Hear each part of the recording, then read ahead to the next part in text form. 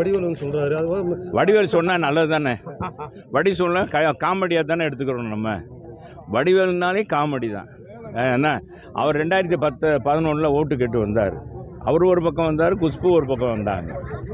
மக்கள் ஜனம் பார்த்தீங்கன்னா அவர் பேச பேச சிரித்து மகிழ்ந்தாட்டாங்க. ஆக ஓட்டு பூரா திமுகவுக்கு கொட்டுன்னு கொட்ட போகுதுன்னு நினச்சாங்க. ஆனால் ஒன்றுமே இல்லையே, எதிர்கட்சியாக கூட வரலையே. கேப்டன் தானே எதிர்கட்சி தலைவராக வந்தார். அதனால் நம்ம வடிவேல் பேச்செல்லாம் நம்ம எடுத்துக்கலாமா? அது அவர் சும்மா ஜாலியாக பேசியிருப்பாருன்னு நினைக்கிறேன்.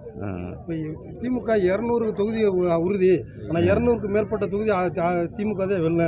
மீண்டும் முதல்வர் ஸ்டாலின் தான் வருவார்ன்றாரு. யார் சொல்கிறார்? வடிவேல் சொல்கிறாரு. அதுதான் நான் சொல்லிட்டேன்ல, வடிவேல் சொல்கிறது காமெடியாக தான் எடுத்துக்கணும். தண்ணியிலேருந்து மிதந்துட்டு இருக்கு. ஆனால் மேயர் அமைச்சர்லாம் பார்த்தீங்கன்னா எங்கேயும் மிதக்கல, தண்ணி நிற்கல, இந்த மாதிரி பேட்டி கொடுத்துட்டு இருக்காங்க.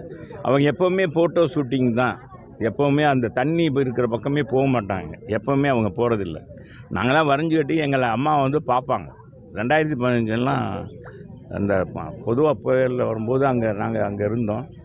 நாங்கள் எங்களுடைய செயல்பாடு அங்கேருந்து பார்ப்பாங்க. என்ன நீங்கள் போனீங்களா வச்சிங்களான்னு கேட்குறதுக்கு அங்கே பார்ப்பாங்க. அந்த மாதிரி ஒரு நிர்வாக திறமை. ரெண்டாவது ஒரு கண்ட்ரோல் பண்ணுறது. நம்ம ஈஸியாக நம்ம முதலமைச்சரை ஏமாற்றிடலான்னு நினைக்கிறாங்க மற்றவங்க. அதனால தான் இதோடைய வெளிப்பாடு.